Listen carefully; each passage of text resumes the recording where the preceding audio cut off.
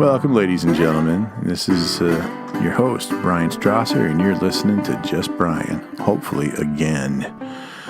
I left off telling you about bringing my dear wife to America, and I thought, I should probably tell a story or two, but I got to get permission, so I did. So I'll tell you the story about our little honeymoon trip. We got married there in Kota, Rajasthan, India. And it's funny, it was hot. Dear God, it was hot. I made it through. I remember we got changed in our reception clothes, and we go to this reception, and it's in a air-conditioned reception hall. Thank God, because I'm telling you, I'd have never made it. She'd have been a widow. So apparently the custom is to stand there and talk and greet everybody who wants to shake hands and get a photo. And I had to give them a little piece of candy, give a little something to them, put it in their hand. I didn't know that I was going to have to stand there and take pictures with 1,000 people, but that's what we did. It took about 4 hours. After that, we finally got to eat some food at our reception, and we went off to the hotel. And I'm thinking, cool. Hey, we're married. Well, apparently she really liked hairpins. I started helping her take hairpins out of her hair, and there must have been 100 of them. And by the time it was already late. By the time we got done with that and everybody gets changed and everything, you were too tired to even pay attention, let alone do anything else. So we fell off to sleep. I woke up, and I just watched her, and she woke up and she said, "What time is it?" And I said, "About 9 a.m. "What did we do?" I said, "Absolutely nothing." And she's like, oh no, I'm a terrible wife. And I said, "Well, you owe me." So I have cashed that check in. I'll tell you that right now. So we have to go over to her parents' house, because we have to get on a train and go to Delhi to go to the embassy. We're going to get her paperwork and bring her home. So that night we were on a train. And if you've ever been on an American train, you think that's kind of rough. Well, go to India and get on one of their trains. It's usually pretty slow. There are tons of stops. People are getting on and off. It's usually loud. I have seen people selling trinkets and stuff on the train, but, it was just part of the fun. So we get up there, we go to the American embassy, and I get in there, and none of the workers are American. They're all... Welcome, ladies and gentlemen. This is your host, Brian Strawser, and you're listening to Just Brian, hopefully again. I left off telling you about bringing my dear wife to America, and I thought, I should probably tell a story or two, but I got to get permission, so I did. So I'll tell you the story about our little honeymoon trip. We got married there in Kota, Rajasthan, India, and it's funny. It was hot. Dear God, it was hot. I made it through. I remember we got changed in our reception clothes, and we go to this reception, and it's in a air-conditioned reception hall. Thank God, because I'm telling you, I'd have never made it. She'd have been a widow. So apparently the custom is to stand there and talk and greet everybody who wants to shake hands and get a photo. And I had to give them a little piece of candy, give a little something to them, put it in their hand. I didn't know that I was going to have to stand there and take pictures with 1,000 people, but that's what we did. It took about 4 hours. After that, we finally got to eat some food at our reception, and we went off to the hotel. And I'm thinking, cool. Hey, we're married. Well, apparently she really liked hairpins. I started helping her take hairpins out of her hair, and there must have been 100 of them. And by the time it was already late. By the time we got done with that and everybody gets changed and everything, you were too tired to even pay attention, let alone do anything else. So we fell off to sleep. I woke up, and I just watched her, and she woke up, and she said, "What time is it?" And I said, "About 9 a.m. "What did we do?" I said, "Absolutely nothing." And she's like, oh no, I'm a terrible wife. And I said, "Well, you owe me." So I have cashed that check in. I'll tell you that right now. So we have to go over to her parents' house because we have to get on a train and go to Delhi to go to the embassy. We're going to get her paperwork and bring her home. So that night we were on a train. And if you've ever been on an American train, you think that's kind of rough. Well, go to India and get on one of their trains. It's usually pretty slow. There are tons of stops. People are getting on and off. It's usually loud. I have seen people selling trinkets and stuff on the train. But, it was just part of the fun. So we get up there. We go to the American embassy.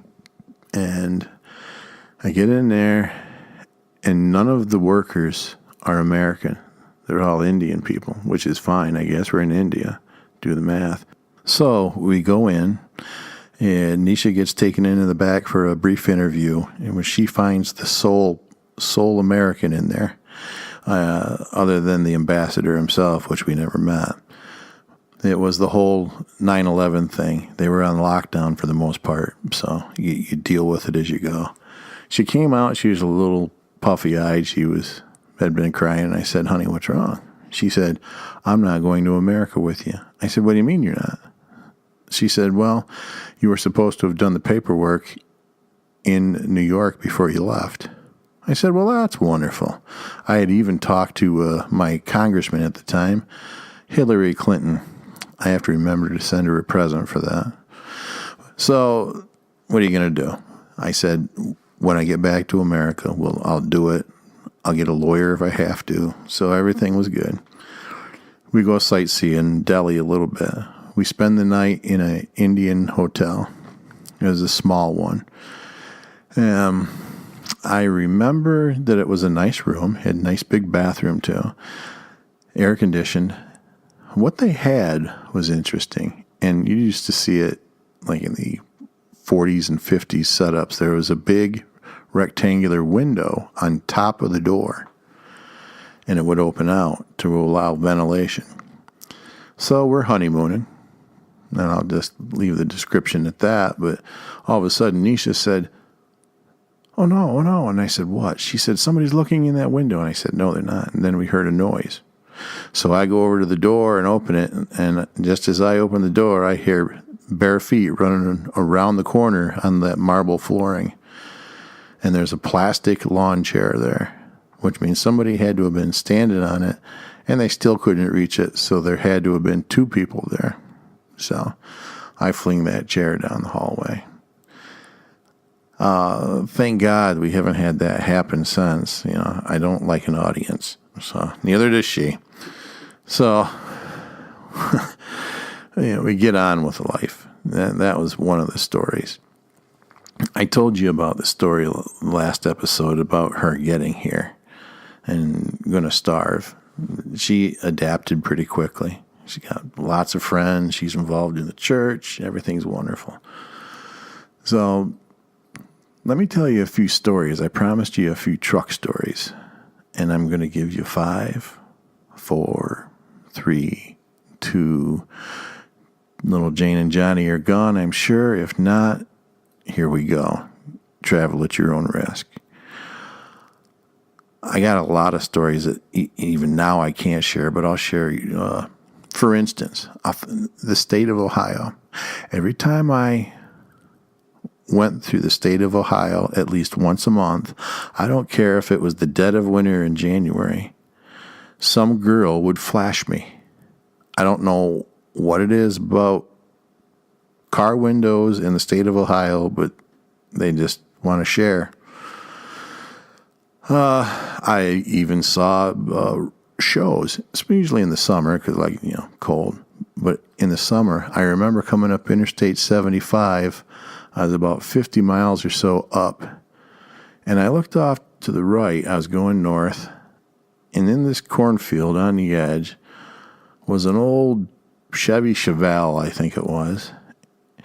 And this guy's sitting on the hood of his car, and his girlfriend's sitting on the top of him along the side of the interstate. I didn't know what to do, so I blew the horn. Well, they just kept doing what they were doing. He waved, and I just kept going. Turned on the CB after that. I never was one to run the CB radio. Well, by golly, that was all they were talking about. The guys were coming, 15 miles away, and I'd hear them, God, I hope they don't leave. And I'm thinking, well, you better hurry up. It is human nature. So, Ohio, gotta love it. I remember because in New Jersey one time, it was a spring day. It was late. I was coming out of New York City on Interstate 80. And it was rainy and dark. It was about 5:30. Like I said, it was overcast. And this, I want to say it was a Lexus sedan was passing me with a sunroof. And this guy had a 3-piece suit on, or at least most of it. And he was cruising in the center lane, and I was in the right lane. I happened to look down, and I got to assume that was not his wife that was with him. And all this girl was wearing was a raincoat and a smile, and she was sitting on his lap. And I found that to be very impressive. Not that this was going on, but this guy never crossed the dotted line. I thought, man, he's like Mario Andretti. He never flinched. I thought, no, I don't ever want to try that. I couldn't do that. Nor do I want to for the record, Mrs. Strawser. Just going on the record. Enough of that stuff. Let me tell you some other stories. There was another time I was down in New Jersey, and I can't remember the name of the grocery chain, but a bunch of us were in there. We had hired guys to unload our trailers, so we're out in the parking lot chit-chatting, as truck drivers will do. This guy come flying in there. He had a big chrome truck and everything, and it was real shiny. He backs his trailer in, and he just takes off running. He comes back out with a wad of paperwork. And then he comes over to us. He's got time to chat. He says, yeah, I work for them. I just deliver the loaded trailers, and then I come back and bring the empty. It's a cush job, and I do this, and I do that. And he just went on for a while. All the places he'd been, all the things he'd done, all the things he'd seen. It goes on about 10, 15 minutes, and we're just listening. Well, all of a sudden he says, hey, I ain't got time to talk to you guys. Well, we never asked him to talk to us in the first place, but we just nodded our heads. He goes over, disconnects from this empty trailer, and backs up under this loaded trailer. Now, there was canned food on that trailer, and that weighs probably about 44,000 pounds. He hooked up his lines, his air lines, his electrical lines. He cranked up the trailer legs, which we call dollies. And he gets in there and gives us a wave. We wave, and he drops the air valves and puts it in gear and takes off. And the only thing he forgot to do was to check to see if the fifth wheel had locked on that pin on the bottom of the trailer. And it hadn't. And that thing hit the ground with such force that it busted cross members, it bent the legs, the floorboards were all busted. Well, it was just a mess, So he's not going anywhere. He's there. They have to wait for 2 wreckers to come to pick this thing up so he can get under it, unload it, and then take it to get it repaired. Well, we're waiting. We're standing there watching. And I said, hey. He said, what? And I said, I got a question. He said, what? I said, you ever done that one before? Well, it was a good thing that you got close friends and they take care of you, because they stood between him and me because I was laughing too hard and he was not. So don't ever pick on a guy who just busted about $15,000 worth of stuff. Not a good idea. I got to thinking, And I was going to tell you another story about Dallas, but that's kind of a downer story. I don't want to do that right now. We'll wait till later when it's tragedy season. I'll tell you a story about meeting a fellow by the name of John Brian Hunt, who was the owner of this company I drove for 10 years, JB Hunt Transport. You'd see them all over the country. Well, I was down in Lowell, Arkansas, and that's their home terminal. They called it the White House. I don't know. Delusions of grandeur, perhaps. Well, I pulled in there because I had to get service done to my truck. And their procedure was to make the drivers empty the entire truck out, put all their belongings into another truck, usually some old trashy beater that was worn out, and send that out, and they'd keep the good truck. I had no intentions of doing that. So I pull in, and they would have a guardhouse in between the entrance and the exit in this long building where they did all the work to the trucks and the trailers. I pulled in there, and this little tiny skinny girl yells out the window, "What the bleep do you want?" And I thought, well, that is a rather inauspicious greeting, but I said, I really don't want anything. I'm here to get service done to my truck. Syracuse sent me here. She said, well, go down there and drop your empty, and then park the truck and go in and see the mechanics, and they'll get you another truck. And I said, I don't want another truck. She said, well, you're not going to hang out here all day. You got to go. Got to work. And I said, no, I got to do anything. I said, I'm tired. I want a hotel. I'm going to get some sleep. She said, we don't do that here. She said it a little differently, but you get the idea. I said, all right, fine. I said, what are my options? She said, you can go pay for a room yourself, or you can just sit here. I said, all right. So I just walked away. I checked my truck in to get it serviced, and the mechanics tried to give me the rundown, and I said, no. I said, I'll be in the break room. And I'd been up for like 18, 20 hours. I go in there and I sit down, and it was a Saturday afternoon, I'd say about 2 in the afternoon. A nice spring day. I'm exhausted. I just put my head down, and I must have been snoring, just dead asleep. I don't hear anything. I feel this poking in the side. I kind of looked off to my side, and I saw this guy standing there, and I just put my head back down in my arm. He pokes me again. I turn my head, and here's this old guy, I don't know, about 5'6", 5'7". He had a cowboy hat on. And I thought, well, it's Arkansas. I guess it fits. I said, hey. He said, son, why are you sleeping here? And I said, well, Dad, and I'm tired. And I put my head back down, and he pokes me again. And I said, what? He said, why are you sleeping here? I said, because I don't have a room. Well, why don't you go get one? And I said, I asked them for a motel pass. They wouldn't give one to me. He said, why don't you go ask that little girl again? And I said, I don't think so. Put my head down again. He pokes me again. And I said, if I go ask her, will you leave me alone? He said, yep. I said, all right, fine. So I get up and I shuffle out there, and this girl saw me coming. And she's getting up, and there was like a divider where you walked in and a bathroom, and then past this divider there was their desks and stuff. She meets me at that divider just cursing me. I told you, you can either take another truck or you can sit. And I said, I know that. I said, but that old man with a cowboy hat kept pestering me to come out here and ask you again. And she kind of cocked her head like a puppy, and she said, what old man? I said, that old man with a cowboy hat's walking out there right now. Well, geez, you'd think a fire was underneath her. She ran over to her desk, and she grabbed this 3-ring binder, and she started writing stuff out.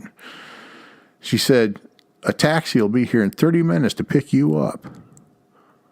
And I was dumbfounded. I thought, okay. So I took it, and I said, you think those guys will let me get my stuff out of the truck? Sure. So I shuffle over, and the mechanic, as soon as I walk in, he says, what the blank do you want? He's just, I'm like, oh, great, I got to do this again. And I said, I just want to get my bag out of the truck. He said, can't you see I got the cab jacked up? Now, these trucks were called cab overs. You don't see them in America much anymore. There's the ones where the driver sat right on the steering axle. And you had hydraulics that lifted the entire cab up about 45, 50 degrees. And then they could get to the engine and work on it. So my truck's up, and he's just having a fit, cursing me and carrying on. About that time, this old man with a cowboy hat walked around the tail end of my truck. And the guy looked over, and he just stopped talking. He said, are you boys having a time over here? I guess that's Southern, or for you have a problem or something. So I said, yeah, Mike could. I heard that down there. Mike could. That means yeah. I love Southern lingo, by the way. Love you guys. I want to be one of you someday, but, down the road. So he said, well, what's the problem? I said, well, I don't know what you said to that girl out in the trailer or guard room, but she gave me a pass. Now I just want to get my bag. He said, well, what's the problem? And I said, Sunshine here doesn't want to let me get my truck jacked down so I can get my bag. He said, well, why don't you help that boy out? And, well, yes, sir. Well, he jacks that truck down. I get in there, and I grab my bag and come out, and he's still standing there. And I said, well, hey, you must have some kind of pull around here. And he said, yeah, a little once in a while. I'm mostly retired. My son kind of works the place. And I said, who are you? He stuck his hand out, and he says, I'm John Brian Hunt. And I said, that would be the J.B. Hunt on the door there? He said, yeah. And I said, well, John Brian, nice to meet you. He said, where are you from, son? And I said, Syracuse. He says, oh, God, I heard about you boys up there. And I said, well, it was all true. So, I went about my way. I was impressed to find that Lowell, Arkansas does have a Chinese delivery restaurant. Anywhere in America you go, that should be your judge. If the town doesn't have Chinese delivery, just turn around and leave. All right. Let's settle this. Okay. Best Chinese restaurant. Best Chinese restaurant. Best Chinese restaurant in Olean, New York. Well, with anything, that's like who makes the best pizza. That shouldn't be a tough one either. I am saying the best Chinese food is Dragon House on West State Street. Because they deliver, it's hot, it's made just the way I ask it, because I hate vegetables, and they never put onions or any vegetables in my Chinese food. Not a fan of Lakeview? I love Lakeview too. All right. But that's good. But we can still be friends. Yeah, there you go. All right, who makes the best pizza in Olean? Oh man. This should be a no-brainer too. But see, it's see? Consistency, taste test. Good every time. That was also very good. Mm-hmm. Once upon a time, it would have been Renna's. But before they got sold. Now, ladies and gentlemen, Renna's is this place that's in the Olean Mall that should have been closed a decade ago. But this place was family-owned, and it was some of the best pizza you'd find in Western New York. They sold their restaurants. They had another restaurant that went with it. Mm-hmm. And it's just not the same anymore. It's still good, but it's not what it used to be. Yeah, my favorite is Napoli. Napoli's is solid. And here's why. Sicilian. Yeah. Oh, yeah, I love my Guidos.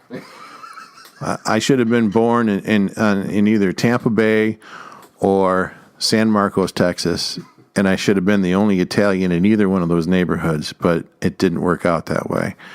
But Napoli's, ladies and gentlemen, does something that only a few true Sicilians do. They'll take that sweet Italian sausage link that they fry up nice and slow, and they cut it on the diagonal so it's kind of oval shaped. And I don't know why that matters to me, but it does. And if your pizza place doesn't do that, quit ordering from them. They're cheating you. They are denying you a true joy in this world. So there you have it. When you come to Olean, if you want Italian, talk to Napoli. If you want Chinese, you have two great choices. Either Lakeview, which, by the way, on Sundays has a $5.95 menu, which is wicked ripping awesome, and Dragon House, which will deliver anywhere in Olean or Allegheny, I found out. So, anyways, back to Lowell, Arkansas. I come back in there, and this little fella meets me there. And he says, "Hey, son, you want to go to church?" And I said, "No, I want to go to work." He said, "Well, it's Sunday." And I said, "I know." I said, "Oh, you church people are in church, and I can make some miles." He said, "Well, maybe someday." And it did come finally someday, but that was, took another 5 years or so from that point to where I told you about before, back in 99. But that was interesting. There are other stories, but I'm not going to go into them now. I told you I'd tell you about college. I had to retire in August of 2015. My doctor had told me 2 years before that, "You are in terrible shape. That truck driving has beat you near to death." I had diabetes. I had blood clotting problems. I was taking medication for both of them, cholesterol, blood pressure, this, that, and the other. I've got quite a collection of empty pill bottles. They make great supply holders for tackle boxes and such. They're awesome. So I had a choice. But I stressed. I said, what am I going to do? I don't know what else I can do. So I started researching what was offered at the local college. It's called JCC here in Olean. This is also in Allegheny, which Olean and Allegheny are basically, as far as I'm concerned, it's the same town. But they swear that there's a dotted line there I can't see. That's where you'll find St. Bonaventure University. And you, in the springtime, usually during March Madness, you occasionally will hear about the University of Buffalo and the St. Bonaventure Bonnies. They were in the tournament this year. It was nice to see them. So, yeah, this is the area where they're from. So I finally thought, hey, I love numbers. I could be an accountant. So late August 2015, I parked my truck and I went back to college. 30 years before that, it didn't go too well. I'd had a lot of fun, but didn't do much. Well, I finally got over all that party boy stuff, and I showed up with number 2 pencils and a backpack I got from the church in India that the children sent to me, and I was ready to go. And that first day was almost my last day. I met the first class, a fellow by the name of Francis LaChapelle, who's a psychology and human resources teacher. Loved that guy. And it was a little 1-credit class that the college makes you take. So I thought, well, this is all right. Love Francis. I went to the second class early that afternoon, and that's where the fun stopped. I walked into this class called Microcomputers and sat down, and this professor, little fella, really nice guy, he's from South Korea, which doesn't really matter either here nor there, but I did have a little problem understanding him. The first thing he did is, okay, get online under Mozilla. And I said, what's a Mozilla? He said, there, look at this little picture right there. So he said, sign on there. And I said, how do you do that? And everybody stopped and they looked at me. He says, you click this white arrow on that. So I did. He said, twice. So I did. And it came up. And he says, now get on www and all this. He just takes off talking about this stuff. I know nothing of what he's talking about. he finally stops and he says, "Why are you in my class?" I said, "To learn about computers." He says, "This is microcomputers." And I found out later that means that he teaches you codes and things like that, not for me. So he says, "You get out." And I said, "What?" He says, "Who put you here?" I said, "One of the counselors." "You go see that counselor. You get out." And I thought, what do I do? So I had to stay cool, calm, collected. I slowly, deliberately put everything back in the bag. I slowly zipped it up. I pushed the chair back very calmly. I got up and I got over to the door. And you could hear a pin drop. And I thought, well, that's weird, because there was all this click now noise before. I kind of glanced peripherally to the left, and I see that everybody's watching to see what my next action is going to be. And I thought that would look great in the papers. Middle-aged man punches professor and gets arrested. That would be fantastic. So I'm like, get out of here, Brian. So I got out. Didn't let the old nature take over. Silliness. I go down and see this lady, Carmela, in the counseling office. She said, "How can I help you?" I said, "I just got kicked out of microcomputers." She said, "Well, what did you do?" And I said, "Nothing. That's the problem. I don't know how to turn the computers on." She said, "Well, what person put you in here?" And I said, "You did." "Oh." I said, "What are we going to do about this, Carmela?" She said, "I'll put you in intro to computers." And I said, "Is that basic?" She said, "It doesn't get any more basic than that." And I said, That's the one for me. I said, "When do I show up?" She said, "It's Monday, Wednesday, Friday. You've already missed the first class." So she signed me up. It was good. I go to the next class later, and it's my first accounting class, and it's all on computers. And she just takes off, and she's telling everybody to do this and that. And there was a girl to my left. She's trying to help me, but she can't help me. She's trying to do her own stuff. So that was the last day as an accountant. And I thought, I'm just done. I didn't know what to do. So I went down to Carmela and I said, "Got a problem?" She said, "Again?" I said, "Yep. I need to get out of accounting." "What are you going to do?" I said, "I don't know." Looked through the book and I saw communications. I said, "I can do that." Well, little did I know. Basically they take communications, which you would think in the English language would be easy. They just turn it on its ear. So it is what it is. I'm like, I'll jump in there. So I was now a communications major. I go to day 2, and I go into this kind of a math class called problem solving. And this professor, real nice young lady, but this stuff was just foreign to me. And I thought, I am so done. I get through this class, and right after that, I have to rush over to another building. And this is where the whole process got saved, because I met Professor Jessica Kubiak, who was my Composition 1 professor. And she was just so laid back, and everything was easy. By the time I got done, I didn't hate the process. And that class turned everything around. That was August of 2015.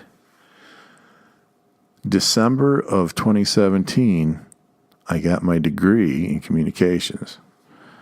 And this last semester, I've just kind of been playing around. I had extra credits, so I thought, well, I'll get a humanities degree while I was here. 2.5 years before that, I didn't know if I'd ever have a degree. So it's never too late to go back. It's never too late to change. And I'm thinking, what have I learned over the past 50 years? One thing I've learned is that you should never say never, because you do that and never is going to circle around and bite you right on the rear every single time. I have learned that it's never too late to start something new. because I just did it. What else have I learned? I have learned that there is no such thing as dumb luck or chance. That is a fool's paradise. If you wait on luck, you're going to wait forever. I do, however, believe in the providence of God. And if you pray and you mean it, you will be listened to and everything will be fine. It's totally up to you, you know. You can sit there and bet the lottery. I wouldn't wait on that too long. Usually, you know, it's that old saying, it's 10% inspiration and 90% perspiration. You got to get out there and do something. Be deliberate about it. And like I said, prayer always helps, but that's up to you. So, there you go. We've caught up. I think I've talked about Brian enough. If I do any more, I'm probably going to need a therapist. So I am going to change it up. From now on, it's going to be topic driven. And I will promise, or at least attempt to keep a promise to you, that it'll be 30 minutes. I don't want all your time. I just want a pinch here and there. About every 10 days, because I don't want you to get tired of this show. Every 10 days, you'll have one come out.